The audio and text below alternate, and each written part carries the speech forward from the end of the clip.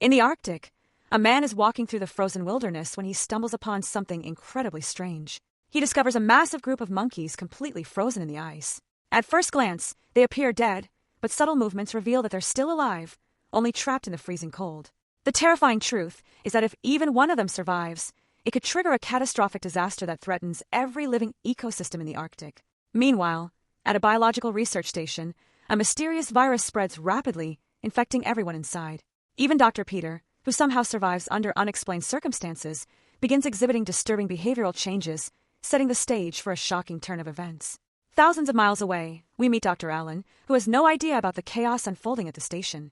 He's busy preparing for an important presentation, and his performance impresses Dr. Sarah, who has always supported him because she secretly cares about him. Suddenly, a phone call interrupts everything. He's informed about the outbreak, and moments later, Officer Sergio arrives, asking him to join a decontamination mission. A specialized medical team is being assembled to contain the virus before it spreads beyond the station. The team consists of Dr. Julia, Alan's ex-wife, Dr. Doreen, and Sarah.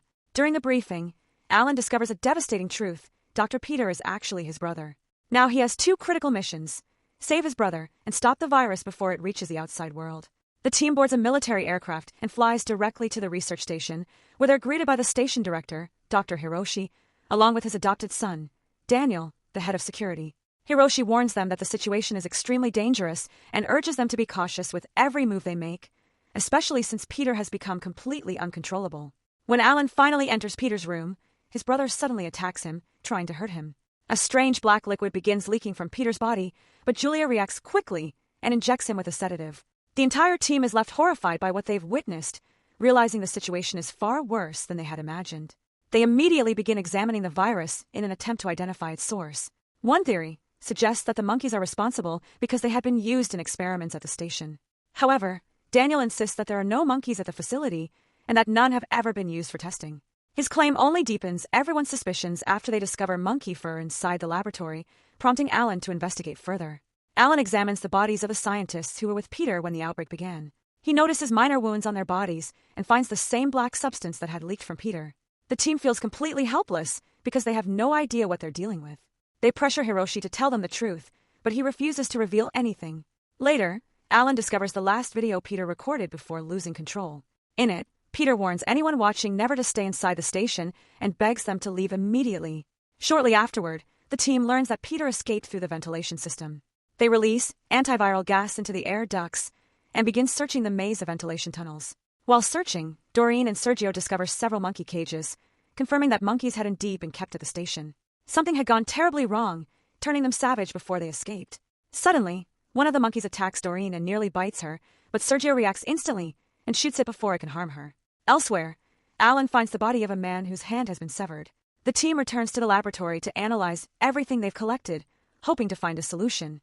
However, it soon becomes clear that Sergio isn't as trustworthy as he seems. While everyone else is distracted, he secretly steals the station's classified data, leaves the building, and transmits the information to his superiors. On his way back, Sergio encounters dozens of frozen monkeys, revealing that he was actually the mysterious man seen at the beginning of the movie. Once he returns, Hiroshi hints that he already knows Sergio has been reporting everything to his commanders and suspects he's hiding even more secrets. Meanwhile, Peter roams freely throughout the station. It's revealed that he was the one who cut off the dead man's hand, using it to bypass the station's security systems and unlock doors while continuing to infect scientists with the virus. The following day, Doreen begins examining the monkey that attacked her while two station workers become infected. One of them appears to have avoided the virus for the moment, while the other is placed under quarantine. Fear spreads throughout the station as many of the employees demand to leave, but they're told they must stay because escaping could unleash a global pandemic. Sarah remains busy treating the infected patients. When one of them develops severe complications, she heads to the storage room to retrieve morphine.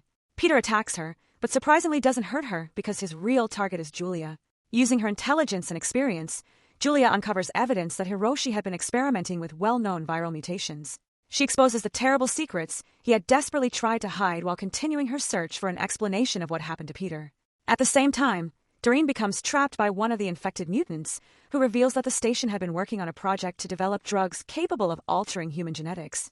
Before she can say anything else, the mutant attacks and attempts to spray the black liquid on Doreen, but she narrowly escapes.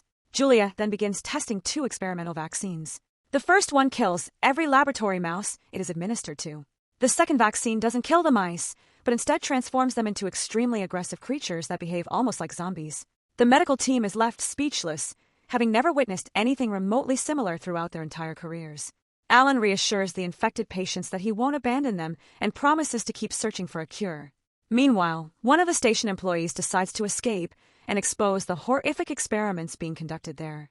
However, Sergio stops him, explaining that his superiors will never allow classified information to be leaked. Furious, Alan confronts Hiroshi and demands to know what he did to his brother. Hiroshi calmly replies that Peter had willingly volunteered to participate in the vaccine trials before walking away. Later that night, Hiroshi is seen secretly watching Julia through a pair of binoculars. He removes the contact lenses covering his eyes, revealing a powerful glowing light beneath them, confirming that he isn't human. At the very same moment, Peter attacks Julia while she's taking a shower and injects her with a mysterious black substance. The following morning, Alan finds Julia lying unconscious on the bathroom floor, still showing signs of what had happened to her. However, she doesn't tell him about her encounter with Peter because she's convinced it was nothing more than a terrifying nightmare. At the same time, the infection begins spreading rapidly throughout the station, with the number of infected people rising dramatically. In response, the team tightens security measures and restricts access to different sections of the facility so Peter can no longer roam freely. As Julia undergoes further examinations, she notices significant genetic changes in her body and realizes that the virus has actually infected her, confirming that the attack wasn't a dream after all. But she's not the only one showing symptoms. Sarah's hands begin shaking uncontrollably, making Julia suspect that she has also been infected. Despite everything, the team's last hope remains Doreen, who has been working around the clock studying the monkey she captured. However, she discovers that the animal has mysteriously disappeared, along with a message implying that there are certain secrets she was never meant to uncover. Sergio then tells Doreen that he can get her another monkey to continue her research. He takes her to the location where he found the frozen monkeys and admits that he came to the station intentionally, not by accident.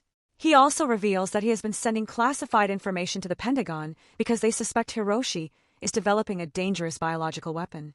Meanwhile, Sarah successfully develops a new testing method using specialized tubes capable of identifying infected individuals without direct exposure. Julia secretly tests herself and is surprised when the results come back negative. She then exposes a blood sample containing the virus to the new testing system to measure its growth rate, discovering that the virus multiplies at an alarming speed. Sergio urges her not to tell anyone about these findings just yet. At the same time, Alan continues pressuring Hiroshi to reveal the truth. He confronts him after discovering a file labeled Cedra, the name of the virus.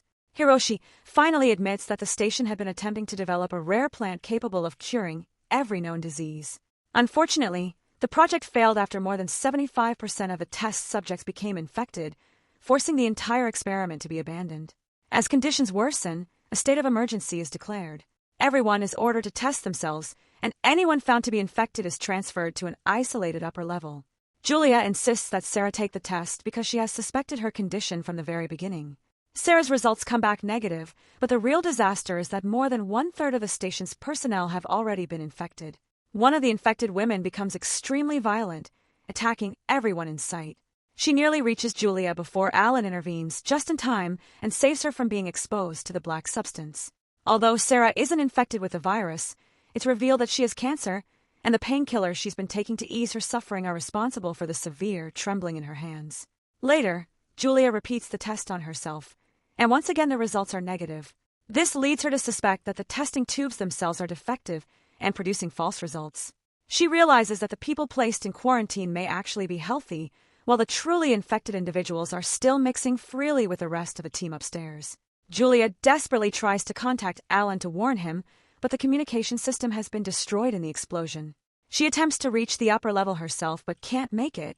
The quarantine group suggests sealing off all the ventilation shafts to force Hiroshi into negotiating with them. Julia opposes the idea, but they ignore her objections and lock her up.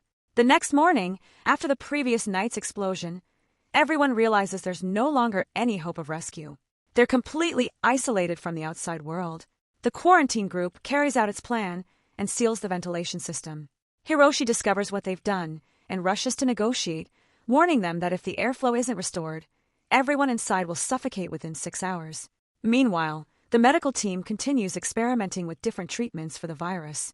Julia is attacked by another mutant, but narrowly escapes before being rescued by a woman named Jane, who has not been infected. Julia later meets with Sarah, who insists that she isn't infected even though her test results were positive.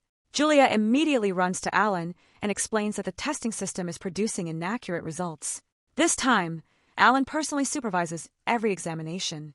Alan continues treating Peter until he briefly regains consciousness. He questions him about everything that happened, but Peter insists he can't remember anything. Moments later, Peter's violent personality resurfaces, and he attacks one of the people who had previously tested negative. At the same time, Doreen makes several groundbreaking discoveries and begins sharing them with Sergio. Without hesitation, Sergio murders her to ensure no one else learns the truth. He then scatters laboratory rats around her body to make it appear as though they caused her death. Afterward, he goes outside and sets the frozen monkeys on fire. As the ice melts, the animals perish in the flames. He then sends a message to his superiors, informing them that he's ready for extraction. Alan later discovers Doreen's body, but Sergio mocks him and deliberately suggests that Daniel was responsible for her murder in an attempt to shift the blame. Meanwhile, Sarah increases her morphine dosage, causing her behavior to become increasingly erratic. Hiroshi stays close to Julia until they're suddenly attacked by two mutants. He effortlessly kills both of them before turning to Julia and telling her that she reminds him of his daughter. Alan asks Daniel whether Sergio is truly behind the murders. To prove it, Daniel suggests searching Sergio's room. Inside, Alan uncovers Sergio's entire operation, learning that he's responsible for many of the station's tragedies. He also discovers the exact extraction point Sergio had secretly arranged. Daniel heads to the extraction site, but Sergio follows him, and the two engage in a brutal fight. Daniel is knocked to the ground, and just as Sergio believes he's won, Daniel launches a surprise attack from behind. Meanwhile, Alan considers disconnecting Peter from the medical equipment, but after noticing that his brain activity increases significantly at night, he decides to keep him connected. Elsewhere, Sergio is rescued from the snow by a local resident. At the same time, Julia begins experiencing increasingly vivid hallucinations. She repeatedly sees a little girl, only to realize that the child is actually herself as a young girl. Later that night, Peter appears before Julia and tells her to pay close attention to everything Hiroshi says. Following his advice, she discovers a hidden door inside the station. Meanwhile, Sergio wakes up inside the home of an Inuit woman named Inanna. She refuses to let him leave until he tells her everything he knows about the research station.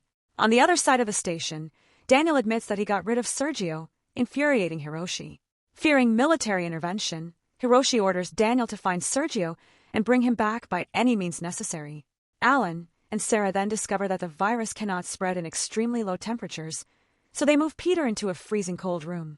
At the same time, Sergio attempts to escape and uncovers another shocking secret. Hiroshi had adopted 3 children, and Daniel was never one of them. Daniel later goes to Inanna's house, where Sergio attacks him once again. Inanna steps in to protect Daniel, and it's revealed that she is actually his sister. Julia's hallucinations grow even stronger, and she begins seeing increasingly disturbing visions. Meanwhile, Alan tells Sarah that he's finally close to developing a cure and that Peter's condition has started to improve. But the story ends on a shocking note. Sarah's condition rapidly deteriorates, while Julia undergoes a complete transformation. Her eyes become identical to Hiroshi's, revealing that she has changed forever. Thanks for watching.